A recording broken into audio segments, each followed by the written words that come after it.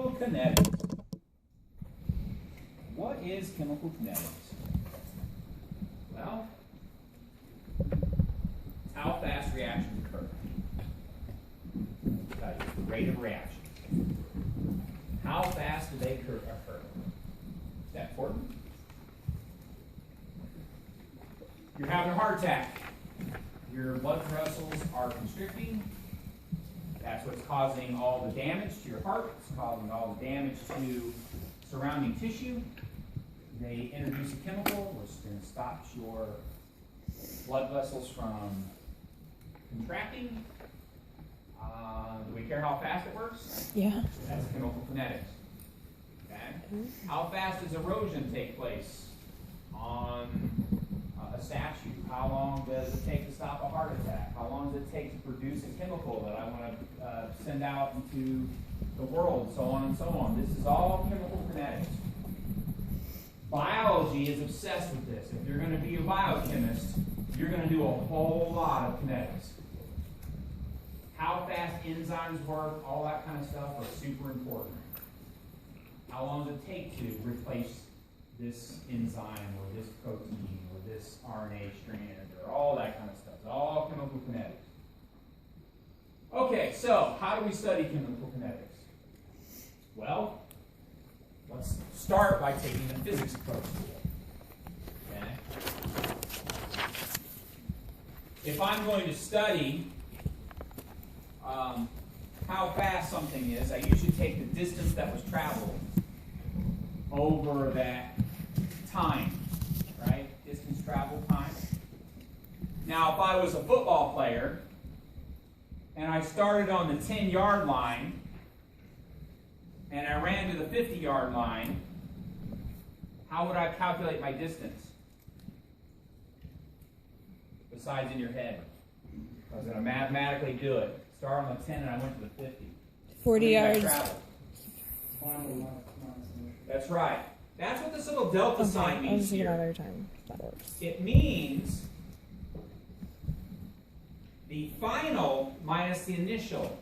Anytime you see a delta sign, it is always final minus initial. So the final distance was 50. My initial distance was 10. That comes out to be 40 yards, right? The change in time. So in this case, we start at time 0. We end up with, say, I don't know, 10 seconds. You're pretty slow. So 10 minus my initial comes out to be a 10. So then I would take 10 divided by 40. That would be my speed. So we're going to do the same thing. We're going to study speed, but we're going to do it with concentrations in time. So it is the change in concentration over the change in time. Now, these little brackets here normally mean molarity. They can mean other units, but for the purpose of the class, we're going to use molarity a whole bunch. It just means a concentration. Do all concentrations have to be in the unit molarity? Right? I can have a 5% beer, right? 5% ethanol. That's what your beer is. Okay? You drink Budweiser, the #1 beer. It's 5%. That's its concentration. That's in a mass to volume percent, but it's a type of concentration. So not all concentrations have to be molarity. But we're going to use them a whole bunch because chemists like molarity because it contains the word mole. So, therefore, this normally means molarity over time. Now, speed is a scalar quantity. What does that mean? Versus a vector quantity.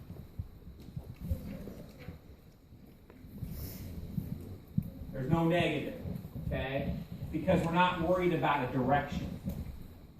All we're worried about is how fast you're moving. We're not worried whether you're going east, west, north, or south relative to a point. That's what vector means. So these values will always come out to be positive. Your rates of reaction should always come out to be positive. If they don't, you're wrong. Because of that, and to force them to come out to be positive, reactants changes in concentration, you need to introduce a negative sign. Here's why. So I've got A going to B. So A is reacting and it's going to B. So does A start at a higher concentration and go to a lower, or does it start lower and get higher? That's what we're doing. It's going to go high to low, right? It's going from A to B. So that means if this was a value of 10 when I start, let's say 10 seconds later, it goes to 5, right? Because it lost some of it. Made some B. Right? If that's true, my final is 5 minus my initial, which is 10. What kind of value does that give you? Negative. Negative. Are we allowed to have negative? No. Therefore, you must introduce a negative sign when you're dealing with reactants. The product we don't have that problem with. It will come out to be a positive value. So we can take reactions and we can write what are called rate expressions. You know that term. So we can write what are called rate expressions. And rate expressions look at the change in concentration over the change in time. But I can put it in terms of any of the reactants or any of the products. So for example, let's say that I have A going to B, and this thing over here is yellow, and this over here is blue. So I can monitor the reaction. A going to B. And so then I start looking at bright yellow, yellow starts disappearing. That means A is going away. Can I time how long that takes for the yellow to disappear? Okay. So I could look at the rate of reaction in terms of A, the disappearance of yellow. Could I also look at the reaction as the appearance of blue? That's right. So I can look at any reactant or product, and I can just study it to figure out its rate. I can look at the disappearance of any reactant or the disappearance of any or appearance of any product. That's why they're all equal in my expression. Now your coefficients make a difference in the rates. So your coefficients for the balanced reaction make a difference in your rates. So if this happens to be a 2 here, it's going to disappear twice as fast as B is going to disappear. Because I lose 2 molecules of it for every one of B, right? Okay. To reflect that, so our rates are all equal, we put the coefficients in our rate expression. So that my rate stays the same for all of them, and I can study either reactants or products. But I have to account for the fact that A is disappearing twice as fast as B is. Okay? If B was a 1. Okay? This was a 1, for example. So that our rate comes out and I can use an equal sign all the way through here, I have to account for my coefficients. So here is a rate expression for this reaction.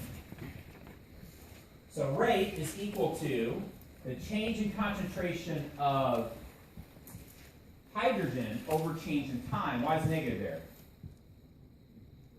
It's a reactant. And if you don't put it there, it's going to cause this rate to be what sign? Negative. Can't have negative rates. Equals the change in concentration of I2 over time, reactant, and 1/2 the concentration of HI over time. Why is this 1/2? because this is appearing twice as fast. But I want all of these to be equal, so it's easy to do the math of things. So therefore, the coefficient is going to go down here. So one of the things you're going to have to do is write rate expressions. Okay? And I'll show you how we're going to use them. So write the rate expression for the following. All right, so I get this. So my rate equals, I notice these are reactants. It's going to be a negative sign. Change in concentration of this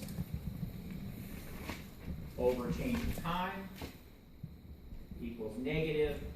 I'm just going to put 1 over 1 on this just to reflect that, you know, those are coefficients of 1. You don't have to write them in there, but I'm just doing it. Change in concentration of 3 over change in time equals 1 over 1. Change in concentration C2H4 over change in time equals change in concentration of O2 over change in time. That would be a rate expression for that reaction.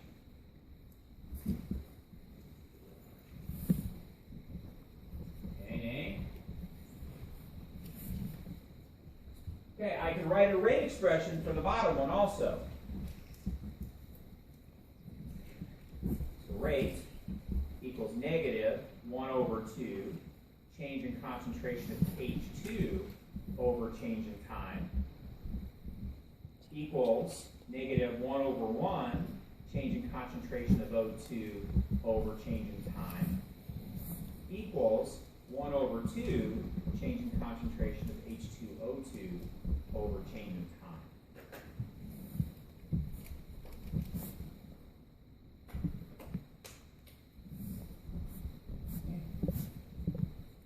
All right, not too bad. A bunch of those on test.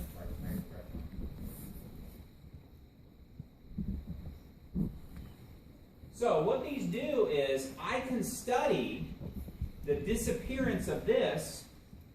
I can study the disappearance of this or the appearance of either one of these. So I have one of 4 things that I can monitor in order to get the rate.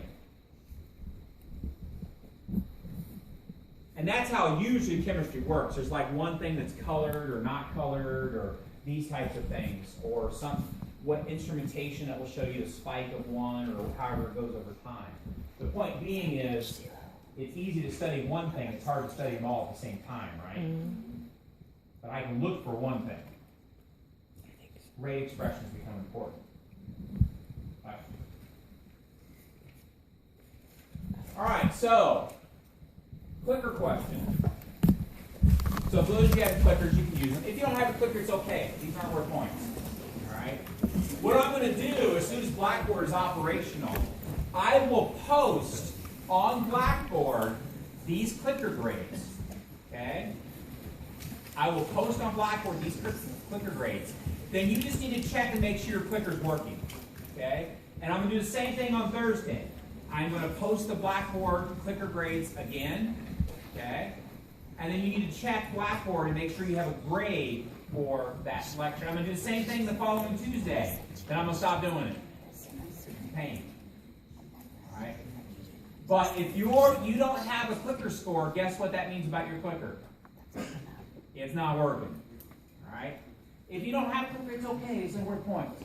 You can imagine what the answer is. So given the following balanced equation, determine the rate of the reaction with respect to ammonia. Now I can write a rate expression for the entire reaction, but since they're all equal, I can write it with respect to any of the reactants or products. And this just gives you an idea how clicker is going to work. How many of you get the wrong answer? 1.3 if you get it right. You're okay. You can miss a whole bunch. It will not probably ever make a difference in your grade. But it gives you an incentive. It's a product. Instead of just, like turning around. It's a negative for a reactant or right? Yeah. It's a negative for reactants because reactants are takers of time. Yeah. So the bottom two is not. So yeah, so it's definitely not negatives. Now, how do you work with the coefficients? Put them on the bottom. Yes, because because you want it to represent the So, overall the rate way the expression. clickers work, and I think most of you know what's going on, You got it. is that you need to scan through the channel.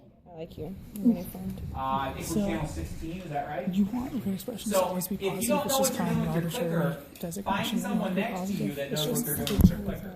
Figure Okay? out Because you should just open up the channel 16 and it should register that there's So rate expressions a are quiz positive, and present that's and you just arbitrary. open the button. So But if you don't know product what's going naturally on, there's gains probably when you look at the something delta of the change in. So you're always gaining, you always end up with more than you had initially. So you don't have to do anything to make it positive. Now when you're dealing with the No, reactants, you still need you're to always register losing, the it's clicker. decreasing. The Because what delta will is end up happening is subtracting. it'll tell you whatever your Negative, number so that at the it'll back be of your positive. clicker is. Yes, because you're always, because so final mass initial, your finals always It's smaller than recording the it, initial it's just reactant. not How are you coming recording up with your half name. versus 2? Yes, so that's probably the most So you confusing still need to one. register. So This is happening twice as fast, right? So So you find So somebody next to see, you if you're having for issues with your two clicker. I will help molecules you out there in and they class come if you're together, having issues with they your make clicker. two of the product on the right. Right. See that? So there's 2 nitrogens plus 6 hydrogens go together to make 2 ammonia molecules that have 1 nitrogen, 3 hydrogens each. So you're getting 2 of those products for each one of the other ones. You want your rate expression for the equation to give you the same answer regardless So of since which it's 1 and 3, it's reactant or 4 product by you 2. used. So- Yeah, exactly. So you have to divide by 2 because you would get twice the change in ammonia than you would from any of the other ones. So if you get twice that, if you divide by 2, you get the same amount. You want the rate expression to be the same final answer for any component, be it any of the reactants or anything. but you put the coefficient no matter what it is on the bottom. Yes. For both reactants and Yes, products. and if you don't see one, it's just because that was a coefficient of 1, and 1 over 1 1 is 1, which is implied. So Everything the is always product's times 2. coefficient is always On the bottom. Yeah, if you don't see it, it's just because So, it's like, 1. I can write the rate H2 expression would be for the whole 1/3. thing. I could Negative say, 1/3. okay, well, I've got some rate equal to negative 1 over 1, change in concentration of N2 over change in time. And I could say negative 1 over 3, change in concentration of H2 over change in time. And then I could say 1 over 2, change in concentration of NH3 over change in time. But many times in classes and labs, you're not going to use the whole rate expression because you're only looking at one reactant or product that you're actually monitoring for rate. And since they're all equal to each other, I can condense this down for that. So if I was doing a chemical reaction, we'd be looking at ammonia and its change in concentration over time. Okay. Questions? All right, round 2.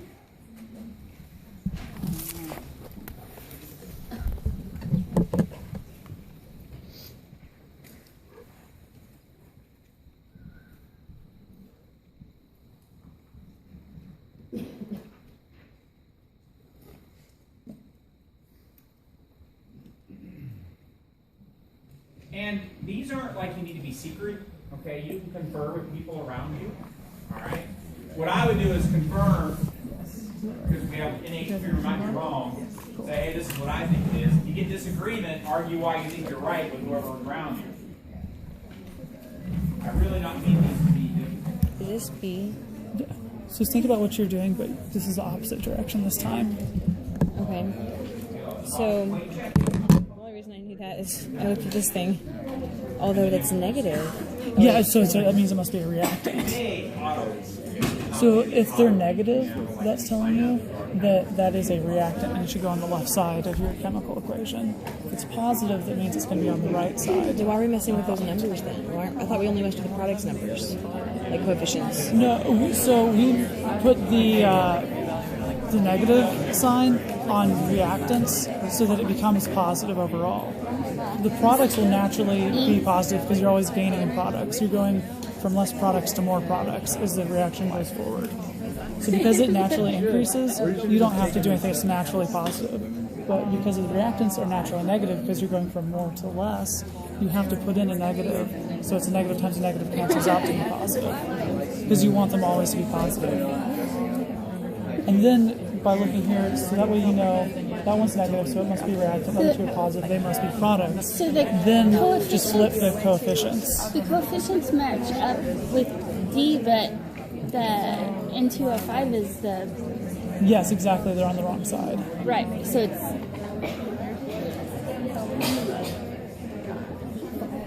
so it's B. Yep. All right, going once. Again, get points. Twice. Go. Randomly. Push button. Sort of. I got enough to, but then I was asking for more knowledge. I don't know. I feel like Pretty good. It really helps you just do practice problems. Just to prove to yourself the If math. it's negative up here, what does that mean? That this must be a reactant, so then I have to look for it being a reactant. We know it has a coefficient of 2, so that automatically meant it had to be this or that, just based off that information. Then I noticed that this is a product with a 4, and this is with a 0, and the only way to fit that was this. Okay? Rate expression. Questions? All right. So here's just, I have lots of slides in this class of, here's one worked out for you, so these make good references for tests. I'm not going to just sit there and read these to you, okay? So, but they make great references for tests. Okay, equilibrium. I have a big, you don't have to read this whole thing, but, because next chapter, we are going to deal with a phenomenon called equilibrium, and then we're going to do 4.5 chapters on it. It's pretty darn important. And equilibrium is defined as when the forward rate of reaction equals the reverse rate of reaction. Don't worry about the definition, I'll cover it again. But you're going to start seeing chemical equations that do this.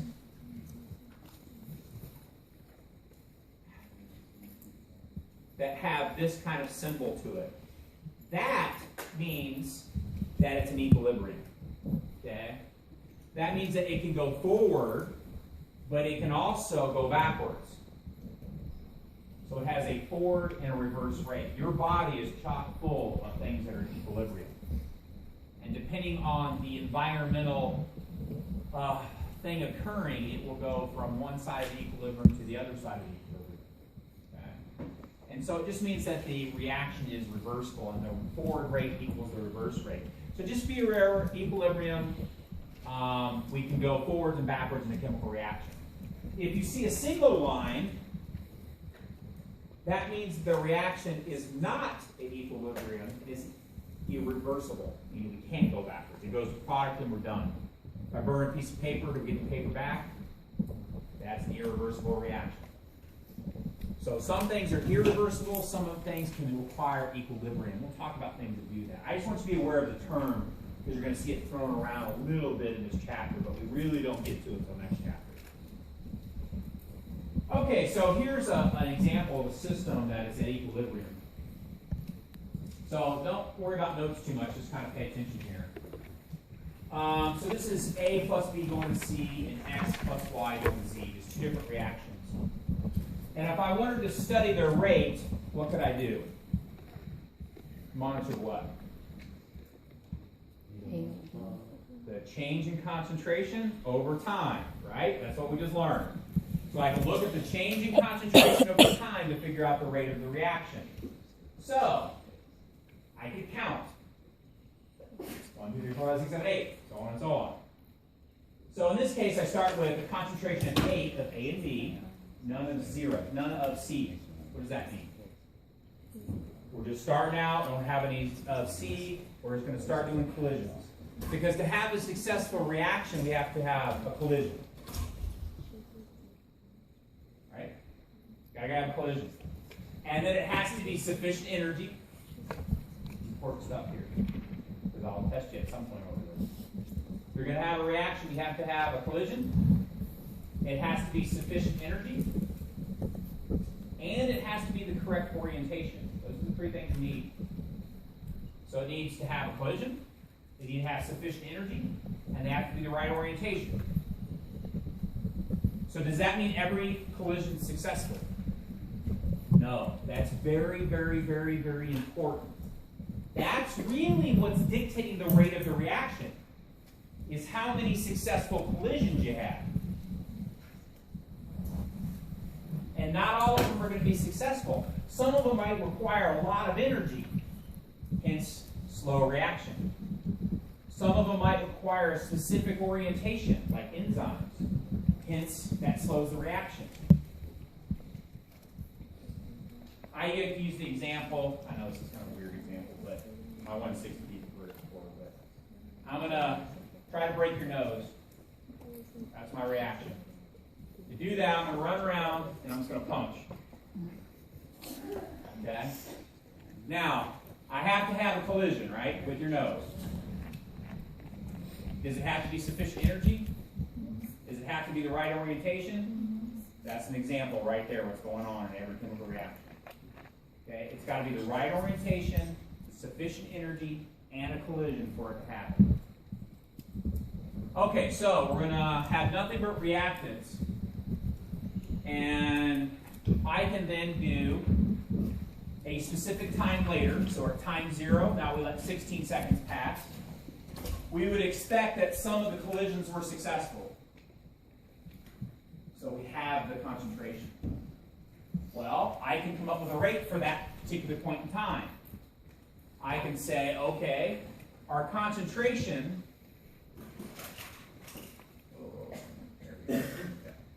so it's always final minus initial.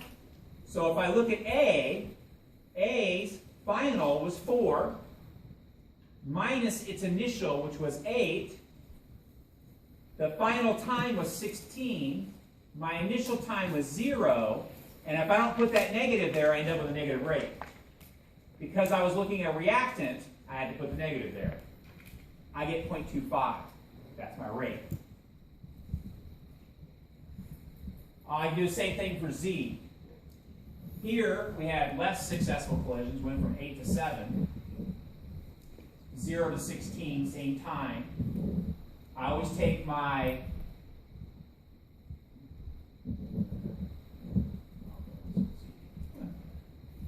okay, so A, 0.25, right? But let's look at it, if we looked at it in terms of C. So C started out at 0, right? It went to 4, so 4 minus 0. Change in time, look what happened. It came out to be the same rate. So I can look at the concentration change in C, or I can look at the concentration change in A. No matter which one I look at, what was my rate? It was the same. That's why we can set them equal to each other. Okay, I can do the same for the other side. I can look at Z, its appearance. So 1 minus 0, final minus initial, I get this rate. Then I can look at X, a reactant, and I get the same rate. So no matter if I'm looking at reactants, I'm looking at products, if I write them in a rate expression, they will always equal the same number. Okay with that? All right. Here's at time 16 to 32. Notice the rate dropped. I mean, we're not going as fast as we were, right? Why is that? Less collisions, right? We had 8 things colliding with 8 things. Now there's only 4 and 4. Is there less likely the chance to be a collision? Sure, it's like bobbing for apples. I throw in, I'm blindfolded, there's a bathtub, there's 5 apples, I'm going to go bobbing for apples. Now I add 100 apples.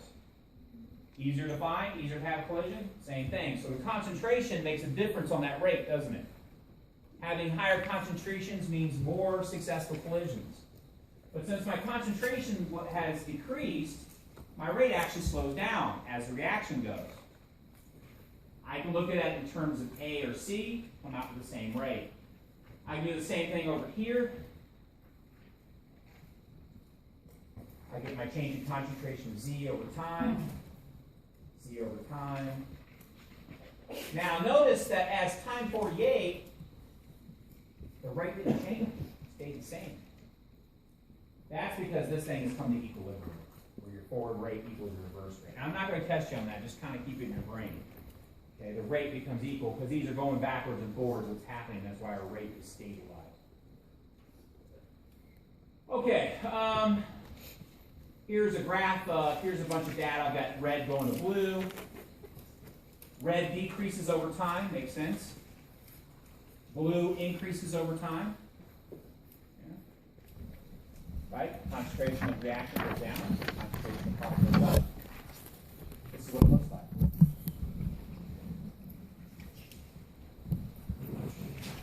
So as the concentration increases. Now these are both 1-to-1, so their curves look exactly the same. Let's look at one where I put, let me give you the graph. Let me see. Let's look at one where it's not 1-to-1, like, I have a graph.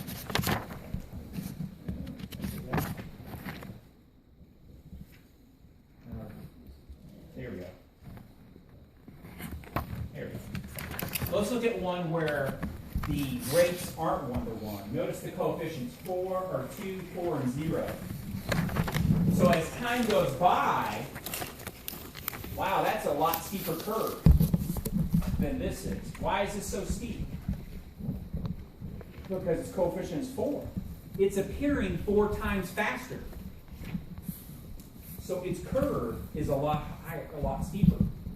Whereas this one is 2, so it's decreasing twice as fast as this is increasing. So, hey, this is decreasing over time. Here we go. And both these are increasing, but they're not increasing by the same rate. But if we calculate it now, we put it in a rate expression, we force everything to be the same. But in reality, that product, this is appearing 4 times faster than the other. But if we put in a rate expression, we force them all to be the same. All right, so here's another just example. Again, the coefficient. So in this case, I have this appearing twice as fast as this is. All right, there are 3 different types of rates.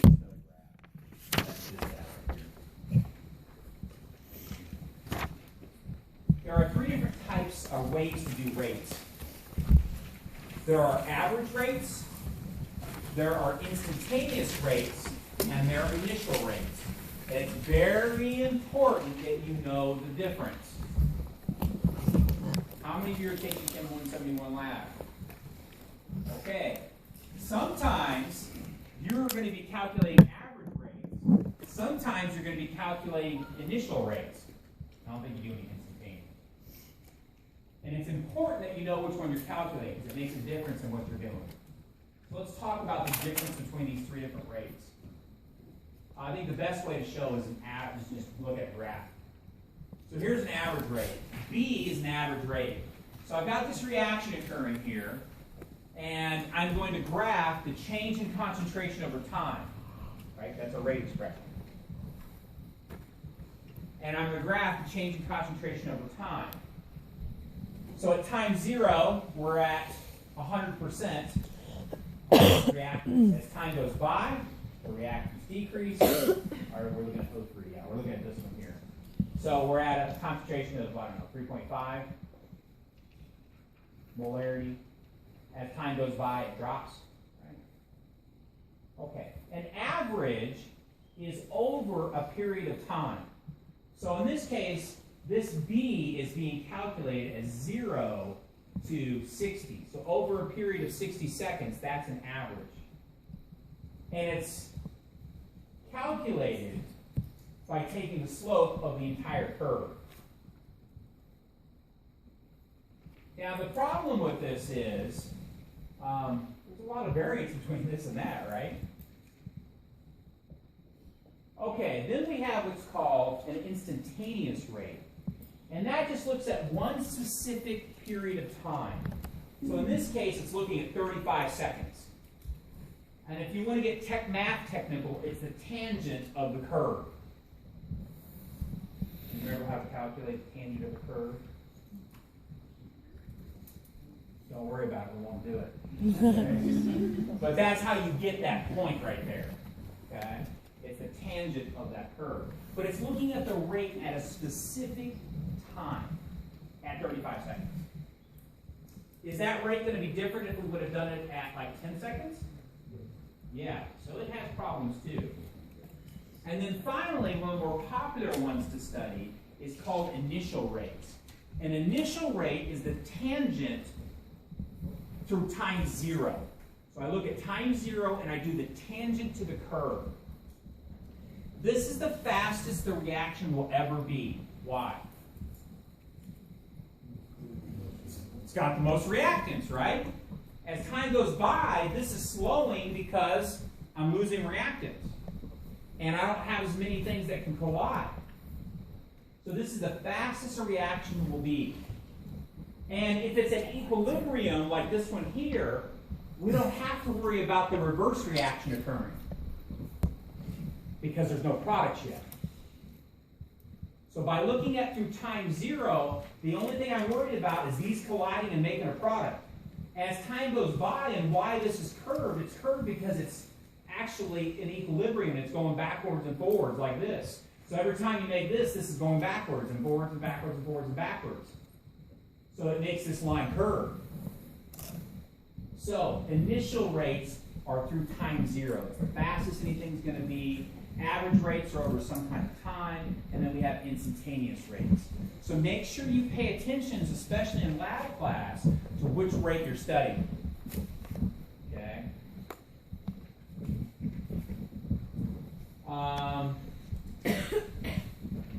So here's an instantaneous rate. If you're going to calculate an instantaneous rate, for example, in this case is, I would draw a triangle. If I know that these, I can calculate this one, right? I'm not going to do this. I'm just kidding. So we can figure out those points if we wanted to. You could graph it in Excel. It would tell you those points. So I take whatever concentration I had, divided by the time if it was instantaneous. So I'm just showing you these. There's a few problems. I don't assign every problem out of the back of the book. I'll tell you why. Because there's problems in the back of the book where they make you figure the tangent of curves and stuff like that, which I'm not going to do. All right? But I want you to know where it comes from. Okay? So instantaneous rate is the tangent of that curve at a particular time. Okay, so let's see what we're going to do with these rates and these rate expressions. All right, so let's do some problems with this, or how I would do them. Okay, so I have 2a plus b goes to 3c. Express the rate of the reaction with respect to each other, or each of the reactants and products. So anytime you see express the rate, it's a rate expression, okay? In terms of reactants and products. So anytime you see this in terms of reactants and products, or rate expressions, or anything like that, all they want you to do is write a rate expression. That's how you get them to express the rate in terms of the reactants and products. Then I can go rate equals negative 1 over 2 change in concentration of A over change in time. Equals negative 1 over 1 change in concentration of B over change in time. Equals 1 over 3 change in concentration of C over change in time.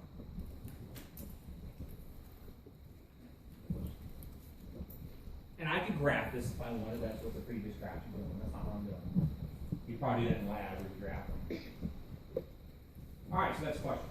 Okay, good on that. So what I've done is I've written the rate expression in terms of reactants and products. I could ask this: what is the rate expression in terms of the appearance of C? The rate expression in terms of the appearance of C.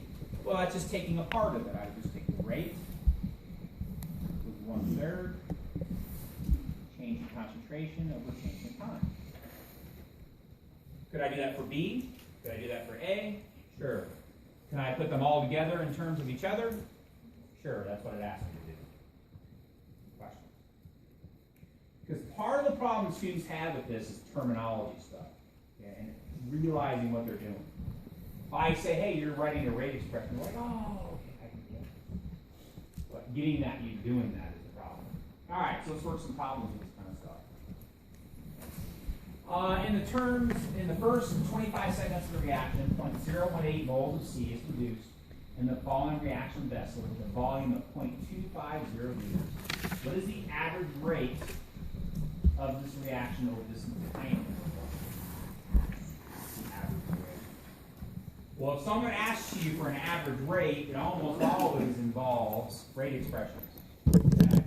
So I'm going to write a rate expression. Now, I can be intelligent about this rate expression because they're giving me information in the terms of who? C. Do I need to write them in terms of A and write them in terms of B?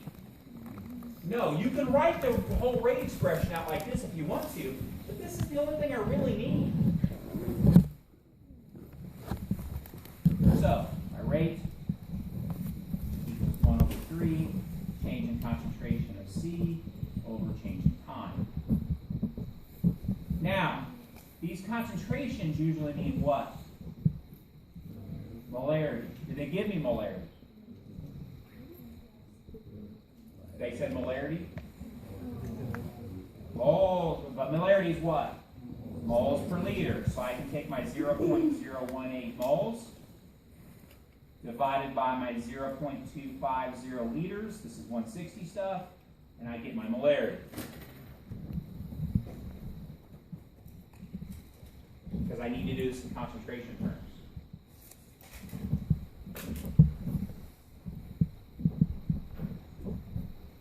So I get 0.072. All right, so now I can work. My change means final minus my initial. What's my initial when we first start the reaction? How much of C do I have? 0 amounts of it. My final is 0.072 minus 0 molarity, because I started with 0, but when I started, because it's a product. What's my initial time?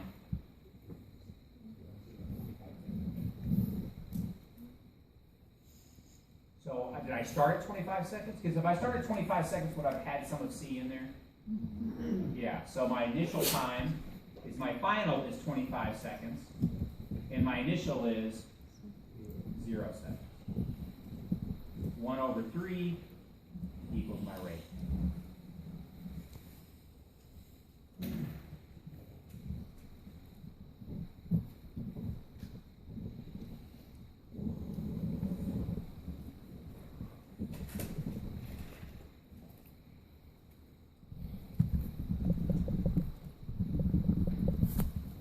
What's my units? Molarity per second. That's a very common unit for rates. Molarity per second. Could you have a molarity per hour? Sure. So you have different increments of time. Molarity per century, whatever it happens to be, some unit of time. Molarity per second is pretty common though. Questions on that?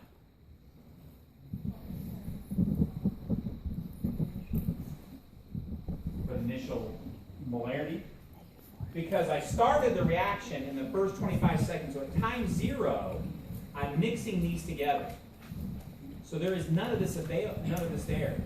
So that's why my initial is 0 and my final is that.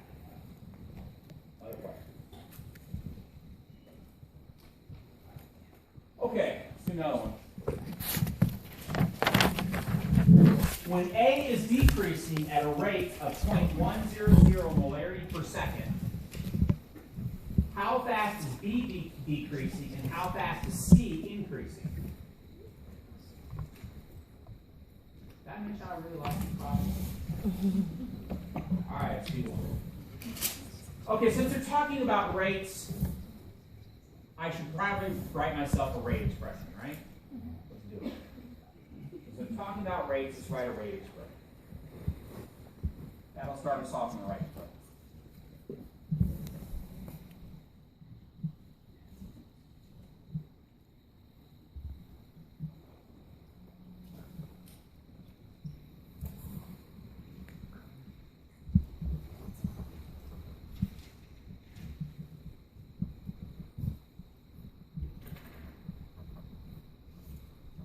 Okay, so the first one says A is decreasing at this. How fast is B? Could we write an expression from what we have with A in terms of B? Meaning, let's set them equal to each other. Because since they're all equal to each other, let's just set these equal to each other. Because they're already equal to each other. So I have 1/2. Changing concentration of A over changing time equals 1/1. Changing concentration of B over changing time. Could I put A in terms of C? Could I put B in terms of C? So I can put anything in terms of anything because they're equal to each other. It tells me the molarity per second that A is decreasing by. What's the unit of this thing right here? Molarity per second.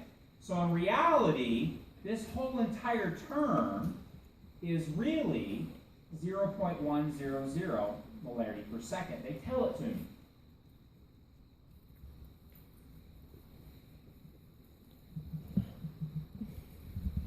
Now they want to know the rate in which B is decreasing.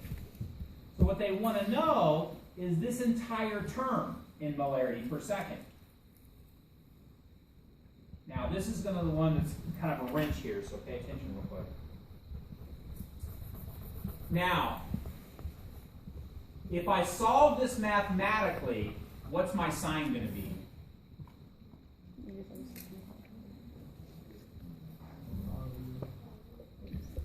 Right? Okay, what should these be? Positive or negative? Negative, because a negative times a negative gives you what? A positive. So, I will not hammer this on the test. But if we want to get our signs and everything right, you should make that a negative. Don't panic on test. I don't make you do it. Sometimes they'll write it as minus 0.1 because we're losing that much molarity per second. Other times they'll just say the word decreasing, and you have to know that's a negative. Okay? I am not going to articulate